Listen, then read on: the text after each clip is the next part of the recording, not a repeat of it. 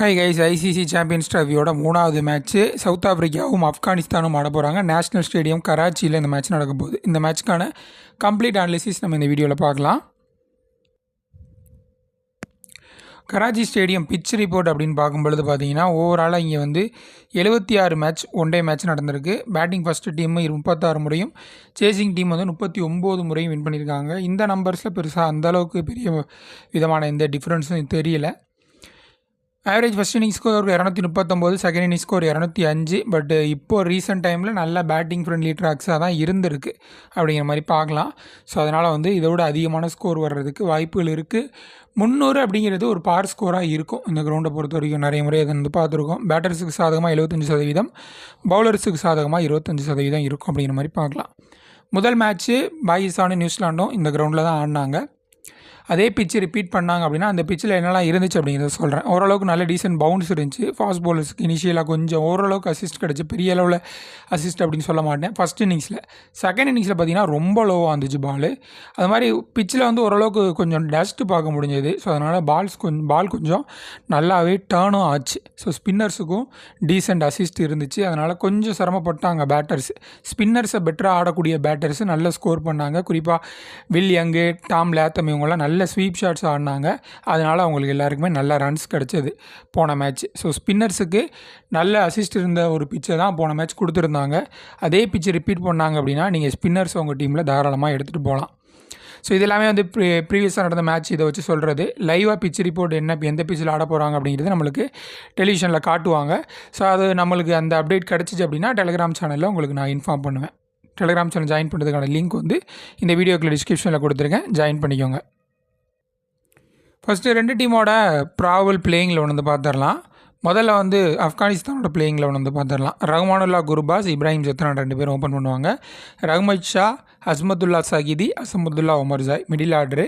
Lower middle order Gulbadin Naib, Mohammad Nabi, Rashid Khan அப்படிங்கிற மாதிரி பார்க்கலாம். மெயின் ஃபாஸ்ட் பவுலர்ஸ் இந்த டீமை பொறுத்த வரைக்கும் ஃபசலுக் ஃபரூக்கி, ஃபரீத் அகமது 2 பேருமே left arm fast bowlers. Azmatullah Omarzai and Gulbadin Naib இவங்க வந்து இந்த பார்ட் டைம் ஃபாஸ்ட் பவுலர்ஸாக ஆப்ரேட் பண்ணுவாங்க. அதில் அசமுதுல்லா ஒமர்ஜாய் நியூ பால்லே போடுறதுக்கும் வாய்ப்பு அதிகமாக இருக்குது. ஃபசலுக் ஃபரூக்கியும் அசமுதுல்லா ஒமர்ஜாயும் நியூ பாலில் போடுவாங்க. குல்பதி நைபு மீடியம் ஃபேஸர் தான், அவரும் ஃபாஸ்ட் பவுலர், ரைட் ஆம் ஃபாஸ்ட் பவுலரு. அவரும் வந்து தேவைப்பட்டால் ஒரு சில ஓவர் போடுறதுக்கு வாய்ப்புகள் இருக்குது. மெயின் ஸ்பின்னர் இந்த டீமை பொறுத்த வரைக்கும் ரஷீத் கான் தான். Secondary spinner Noor Ahmad, tertiary spinner Mohammad Nabi. So இதுதான் இவங்களோட டீமாக இருக்க போகுது. ஸோ பிளேயர்ஸோட ஃபார்ம் அப்படின்னு பார்த்தோம் அப்படின்னா குர்பாஸ், இப்ராஹிம் ஜத்ரான், ரஹ்மத் ஷா, அஸ்மதுல்லா இது எல்லாருமே ஓரளவுக்கு நல்ல டீசெண்டான ஃபார்மில் தான் இருக்காங்க. ஸோ அதை பற்றி பெருசாக டிஸ்கஸ் பண்ணுறதுக்கான விஷயம் இல்லை. எந்த மாதிரியான பேட்டர்ஸ் அப்படிங்கிறத நம்ம பார்க்க வேண்டியது இருக்குது. குர்பாஸ் அதிரடி ஆடக்கூடிய பேட்டர்ஸு, மற்ற 3 பேருமே நல்லா அப்ளை பண்ணி ஆடக்கூடிய பேட்டர்ஸ், சிங்கிள்ஸு, டூஸு அந்த மாதிரி ஸ்ட்ரைக் ரொட்டேட் பண்ணி ஆடக்கூடிய பேட்டர்ஸ் அப்படிங்கிற மாதிரி பார்க்கலாம். அஸ்மதுல்லா ஒமர்ஜாய் அவர் வந்து ஸ்ட்ரைக் ரொட்டேட் பண்ணியும் ஆட முடியும், டாப் கியர்லையும் எடுத்துகிட்டு போக முடியும். ஸோ அந்த மாதிரி ஒரு பேட்ரு. பட் பவுலிங் போகிறதுனால ஒரு எக்ஸ்ட்ரா அட்வான்டேஜ் அப்படிங்கிற மாதிரி பார்க்கலாம். குல்பதி நைபை பொறுத்த வரைக்கும் அவர் நல்ல ஃபார்மில் தான் இருக்கார். பட் ஓவர்ஸ் வந்து எந்த அளவுக்கு போடுவார் அப்படிங்கிறது சந்தேகமாக இருக்குது. அப்படிங்கிறது அதனால் அவர் ஆல்ரவுண்டர் கேட்டகரியில் நம்ம எடுத்துகிட்டு போகலாமா அப்படிங்கிறது சந்தேகம் அப்படின்னு சொல்லுவேன். நபிக்கு போன மேட்ச், அதாவது பாகிஸ்தானும் நியூசிலாண்டும் ஆடின மாதிரி ஒரு பிச்சு கொடுத்தாங்க அப்படின்னா ரொம்ப எஃபெக்டிவாக இருப்பார். நல்ல ஸ்லோவாக போட்டு நல்ல டர்ன் பண்ணக்கூடிய ஒரு வாய்ப்பு நிறையவே இருக்குது. ஸோ அதனால் வந்து ஒரு ரொம்ப இம்பார்ட்டண்டான ஆப்ஷனாக இருப்பார். ரஷீத் கான் அண்ட் நூர் அகமது 2 பேருமே genuine wicket taking bowlers. So mostly உங்கள் டீமில் ட்ரை பண்ணி எடுத்துக்கோங்க. நியூ பாலில் பெருசாக ஸ்விங்கு இருக்குமா அப்படிங்கிறது தெரியல. நஷீம் ஷாக்கு ஓரளவுக்கு அசிஸ்ட் கிடச்சிது முதல் மேட்ச்சில். ஸோ கொஞ்சம் ஏதாவது ஹெல்ப் இருந்துச்சு அப்படின்னா சி மூமெண்ட் இந்த மாதிரி ஏதாவது பிச்சில் இருந்து ஏதாவது கொஞ்சம் அசிஸ்ட் கிடச்சிச்சின்னா ஃபசலுக் ஃபரூக்கி கொஞ்சம் டேஞ்சரஸாக இருப்பார். நியூ பாலில் விக்கெட் எடுக்கக்கூடிய பவுலர் அவர். எடுத்தார் அப்படின்னா நிறைய விக்கெட்டும் எடுப்பார், அதையும் பார்த்துருக்கோம். ஸோ அதனால் வந்து அந்த ஒரு பிச் கண்டிஷன் பார்த்துட்டு ஃபசலுக் ஃபரூக்கி எடுத்துகிட்டு போகிறது ஒரு நல்ல மூவாக இருக்கும். ஃபரீத் அகமது வந்து ஸ்லைட்லி கொஞ்சம் எக்ஸ்பென்சிவ் பவுலரு. பட் விக்கெட்டை எடுக்கக்கூடிய பவுலர் அப்படின்னு கேட்டால் கண்டிப்பாக எடுப்பார். பட் ஆனால் ரன்ஸ் நிறைய கன்சிடர் பண்ணக்கூடிய ஒரு பவுலர் அப்படிங்கிறதையும் சொல்லிக்கிறேன், பார்த்துக்கோங்க. சவுத் ஆஃப்ரிக்கா பொறுத்த வரைக்கும் நிறைய பிளேயர் உள்ளே வந்திருக்காங்க. Rassie van der Dussen, Aiden Markram, David Miller, Marco Jansen, அப்புறம் கைசோ ரபாடா. ஸோ இந்த மாதிரி எக்கச்சக்கமான பிளேயர்ஸ் வந்து உள்ளே வந்திருக்காங்க. அந்த ட்ரை சீரீஸில் யாருமே இல்லை, நிறைய பிளேயர்ஸ் இல்லை. மேத்யூ ஃப்ரிட்ஸ்கி, அதுக்கப்புறம் ரயான் ரெக்கல்டன், கெயில் வரைன், அப்படி அந்த மாதிரி ஆடிட்டு இருந்தாங்க நிறைய பிளேயர்ஸு. ஸோ அவங்க எல்லாமே வெளியில் போயிட்டு அவங்களுடைய சீனியர் பிளேயர்ஸ் எல்லோரும் உள்ளே வந்திருக்காங்க. அதனால் பேட்டிங் ஆர்டர் கொஞ்சம் எப்படி இருக்கும் அப்படிங்கிறது பார்க்க வேண்டியது இருக்குது. பவுமா கட்டாயம் ஓப்பன் பண்ணுவார். டோனி டிசோசி இவர் வந்து ஓரளவுக்கு நல்ல ஃபார்மில் இருந்திருக்காரு ரீசெண்டாக. நல்ல ஃபார்மில் இருந்ததுனால இந்த SC T20 இந்த மாதிரி இதெல்லாம் நல்லா ஆடிருக்காரு அப்படின்னு அப்டேட் பார்த்தேன். ஸோ இவங்க வந்து நல்லா பர்ஃபார்ம் பண்ணதுனால இவர் வந்து உள்ளே ஓப்பன் பண்ணுறதுக்கு வாய்ப்பு இருக்குது. ஏன்னா ஒரு ரசி வாண்டர்டசனோ எய்டன் மார்க்ரமோ ஓப்பன் பண்ணது கிடையாது. ஸோ அதனால் வந்து அந்தளவுக்கு ஓப்பன் பண்ணுவாங்களா அப்படின்னு தெரில. எய்டன் மார்க்ரம் அவருடைய கெரியரோட ஸ்டார்ட்டில் டெஸ்ட்டு மேட்சஸ்லலாம் ஓப்பன் பண்ணியிருக்காரு. ஸோ அதில் ஏதாவது மாற்றம் பண்ணுறாங்களா அப்படிங்கிறத பார்க்கணும். ஏன்னா அவங்களுக்கு ஆப்ஷன்ஸ் கொஞ்சம் அதிகமாக இருக்குது. வயான் மல்டர், அதுக்கப்புறம் வந்து ட்ரஸ்டின் ஸ்டப்ஸ், இந்த மாதிரி பிளேயர் இருக்காங்க. அவங்களெல்லாம் பெஞ்சில் தான் உட்கார வைக்கணும். இந்த ஓப்பனிங் ஸ்லாட் மட்டும் அவங்களுக்கு அமையாததுனால. ஸோ அதை மட்டும் பார்க்கணும். ரசி வாண்டர்டசன் 1 டவுன் ஆடுவார் அப்படின்னு எதிர்பார்க்குறேன். Aiden Markram 2 down, Heinrich Klaasen 3 down, David Miller வந்து ஃபினிஷிங் ரோல் அப்படிங்கிற மாதிரி இருக்கும் அப்படிங்கிறது எதிர்பார்ப்பாக இருக்குது. தப்ரை சாம்சியை பொறுத்த வரைக்கும் அவங்க வந்து ஒரு ஆப்ஷனாக தான் வச்சுருக்காங்க. அதாவது டேர்னிங் ட்ராக்ல ஆடினா கேஷவ் மகாராஜ், தப்ரை சாம்சி 2 பேரையும் ஆட வைப்போம். இல்லை அப்படின்னா வந்து கேஷவ் மகாராஜை மட்டும் ஆட வச்சுட்டு ஒரு எக்ஸ்ட்ரா பவுலர், ஃபாஸ்ட் பவுலர் அந்த மாதிரி போவோம் அப்படிங்கிறது ஆப்ஷனாக இருக்குது. சவுத் ஆஃப்ரிக்கா ஒரு வேளை வந்து இந்த பிச்சுக்கு 2 ஸ்பின்னர் தேவையில்லை அப்படிங்கிற மாதிரி நினச்சாங்கன்னா சாம்சியை உட்கார வச்சுட்டு வியான் முல்டர் ஆடுறதுக்கு வாய்ப்பு இருக்குது. ஏன்னா நல்லா பண்ணியிருக்காரு ரீசெண்ட் டைமில். பேட்டிங்லேயும் தேவைப்படும் போது ரன்ஸ் அடித்து கொடுத்துருக்காரு, விக்கெட்ஸும் எடுத்து கொடுத்துருக்காரு. அப்படிங்கிறதுனால வியான் முல்டர் ஆடுறதுக்கு வாய்ப்பு நிறையவே இருக்குது அப்படிங்கிற மாதிரி பார்க்கலாம். பவுலிங் பொறுத்த வரைக்கும் அவங்களுடைய மெயின் பவுலர்ஸ் இவங்க தான். ஸோ அதனால் எந்தவித மாற்றமும் இருக்காது அப்படின்னு நினைக்கிறேன். அண்ட் அவங்களுக்கு பவுலர்ஸில் பெருசாக ஆப்ஷன்ஸும் இல்லை அப்படிங்கிறதும் இருக்குது. ஸோ இதான் அவங்களுடைய டீமு. இதில் டெம்பா பவுமா பார்த்தீங்கன்னா இப்போ ரீசெண்டாக அந்த கராச்சியில் தான் ஒரு மேட்ச் ஆடிட்டு வர்றாரு. ஸோ அதில் ஒரு சூப்பரான ஒரு 80+ ரன்ஸ் வந்து அடிச்சிருந்தார். ஹென்ரி கிளாசன் வந்து அதிரடியாக ஒரு 80 ரன்னுக்கு மேலே வந்து ஸ்கோர் பண்ணியிருந்தார். ஸோ இவங்க 2 பேரும் இப்போ தான் ஆட போகிறாங்க. அந்த ட்ரை சீரீஸ் ஆடலை. ஸோ அதனால் அவங்களுக்கு கொஞ்சம் புது எக்ஸ்பீரியன்ஸாக இருக்கும். டேவிட் மில்லரும் அதே மாதிரி தான். மார்க்கோ யான்சன் அந்த இனிஷியலாக அந்த ஃபஸ்ட் பவுலிங் பண்ணும்போது ஓரளவுக்கு கொஞ்சம் பவுன்ஸ் இருந்துச்சு. அந்த பவுன்ஸ் இருந்துச்சுன்னா கட்டாயம் எஃபெக்டிவாக இருப்பார் அப்படிங்கிறது எந்தவித சந்தேகமும் இல்லை. கேஷவ் மகாராஜ், தப்ரை சாம்சி எல்லாம் அந்த நான் சொன்ன மாதிரி போன மேட்ச் மாதிரி கொஞ்சம் டேர்ன் இருந்துச்சு பிச்சில் அப்படின்னா ரொம்ப ரொம்ப இம்பார்ட்டண்டான பிக்காக இருப்பாங்க.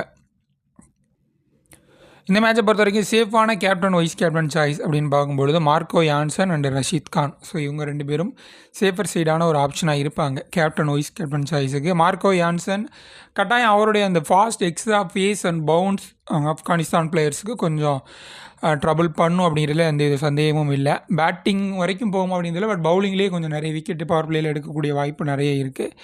ரஷீத் கானோட ஸ்பின் அதே மாதிரி மார்க்கோ யான்சனோட ஃபேஸ் எந்தளவுக்கு ஆப்கான் பேட்டர்ஸை ட்ரபிள் பண்ணுதோ அதே மாதிரி south African batters Afghanistan Rashid கானுக்கு அகேன்ஸ்டாக கொஞ்சம் திணறதுக்கு வாய்ப்பு நிறைய இருக்குது. ஸோ அதனால் வந்து இவங்க 2 பேரும் ரொம்ப சேஃபான ஆப்ஷனாக இருப்பாங்க கேப்டன், வைஸ் கேப்டன் சாய்ஸாக போடுறதுக்கு. கிராண்ட் லீகை பொறுத்த வரைக்கும் ரசி வாண்டர்டசன் சூப்பரான ஒரு ஆப்ஷனு. நல்லா அப்ளை பண்ணக்கூடிய ஆடக்கூடிய ஒரு பேட்ரு. சிங்கிள்ஸ் 2 அந்த மாதிரி ஆடுவார். ஸ்பின்னர்ஸுக்கும் நல்ல ஸ்வீப் ஷாட்ஸ் வச்சுருக்காரு. ஸோ ஸ்பின்னர்ஸையும் கம்ஃபர்டபுளாக ஹேண்டில் பண்ணக்கூடிய ஒரு பிளேயர் தான். இப்ராஹிம் சத்ரான் நல்ல ஒரு ஸ்டைலிஷ் ஓப்பனிங் பேட்ரு. நல்ல பவுண்ட்ரிஸ், பவர் பிளேயர் நிறைய பவுண்ட்ரிஸ் அடிப்பார். சூப்பராக ஸ்கோர் பண்ணக்கூடிய ஒரு பேட்ரு. ஸோ அதனால் வந்து இப்ராஹிம் சத்ரான் ஒரு நல்ல ஆப்ஷனாக இருக்கிறதுக்கு வாய்ப்பு நிறைய இருக்குது. ஹென்ரி கிளாசன் அதிரடி ஆடக்கூடிய ஒரு பேட்ரு. குறைஞ்சது ஒரு 30லேருந்து ஒரு 40 பால் ஆடினாலே போதும், நமக்கு மேக்ஸிமம் பாயிண்ட்ஸ் எடுத்து கொடுத்துருவார். ஸோ இவங்க 3 பேரும் ரொம்ப ரொம்ப நல்ல ஒரு ஆப்ஷனாக இருப்பாங்க கிராண்ட் லீக்கில் நீங்கள் கேப்டன், வைஸ் கேப்டனாக ட்ரை பண்ணுறதுக்கு. Risky pick Noor Ahmad surprisingly அவர் கொஞ்சம் கம்மியான பேர் தான், கம்மியான பர்சன்டேஜில் தான் செலக்ட் பண்ணியிருக்காங்க. So genuine wicket taking bowler Noor Ahmed.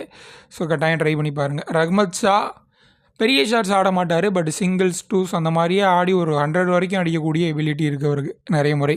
And ரீசெண்டாக வந்து டெஸ்ட் மேட்சஸில் வந்து ஒரு பெரிய ஸ்கோர் ஒன்று அடிச்சிருந்தார். ஸோ அந்த மாதிரி நல்ல ஃபார்ம் டச்சில் தான் இருக்கார். ஸோ அதனால் தாராளமாக ட்ரை பண்ணி பார்க்கலாம். வியான் மல்டரை பொறுத்த வரைக்கும் 11ல் இன்க்ளூட் பண்ணலை. ஒரு வேளை ஆடினார் அப்படின்னா கட்டாயம் உங்கள் டீமில் ட்ரை பண்ணுங்கள். சூப்பரான ஒரு ஆல்ரவுண்டர். ஜிஎல்பிக்கை பொறுத்த வரைக்கும் டோனி டிசாசி அகெயின் நல்ல ஃபார்மில் இருக்கார். ஸோ ஸ்பின்னர்ஸை பெட்டராக ஹேண்டில் பண்ணிட்டார் அப்படின்னா நல்ல ஸ்கோர் வரும். ஹஸ்மதுல்லா சகீதி, ஸோ இவரும் பார்த்திங்கன்னா பெரிய ஷாட்ஸ் ஆடக்கூடிய பிளேயர் கிடையாது.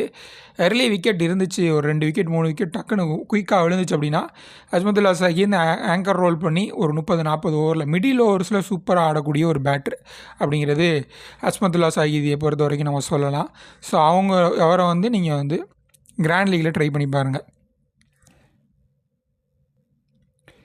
And final small league team ஏதாவது மாற்றம் இருந்துச்சுன்னா நான் டெலிகிராம் சேனலில் உங்களுக்கு இன்ஃபார்ம் பண்ணிடுறேன். டெலிகிராம் சேனல் ஜாயின் பண்ணுறதுக்கான லிங்க் இந்த வீடியோ டிஸ்கிரிப்ஷனில் கொடுத்துருக்கேன். இல்லைனா விகே டீம்ஸ்னு அடித்து ஜாயின் பண்ணிக்கோங்க.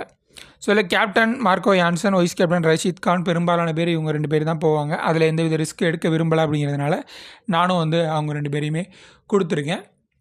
And Rabada, Rassie van der Dussen, Heinrich Klaasen, Rahmanullah Gurbaz, Ibrahim Zadran, Nabi அந்த கம்ப்ளீட்லி அந்த பிச்சு பாகிஸ்தான் வர்சஸ் நியூசிலாண்டுக்கு மேட்சுக்கு யூஸ் பண்ண பிச்சு அதை பேஸ் பண்ணி நபி எடுத்திருக்கேன்.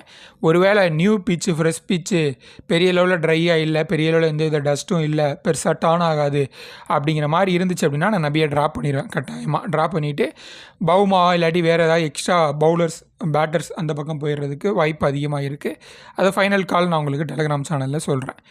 எடன் மார்க்ரம் பேட்டிங்கில் ஓரளவுக்கு கொஞ்சம் அந்த ஃபார்ம் திரும்ப வந்திருக்கு அப்படின்னு சொல்லலாம். பட் முன்னாடி ஆடின அளவுக்கு டச்சில் இல்லை அப்படிங்கிறது பார்க்க வேண்டியது இருக்குது. பட் தேவைப்பட்டால் ஓவர்ஸ் கொஞ்சம் போடுவார். குறிப்பாக ஸ்பின்னர்ஸ் கொஞ்சம் அசிஸ்ட் இருந்துச்சுன்னா ஓவர்ஸ் கொஞ்சம் நிறைய போடுறதுக்கு வாய்ப்பு நிறைய இருக்குது அப்படிங்கிறதுனால அவரை நான் இன்க்ளூட் பண்ணியிருக்கேன்.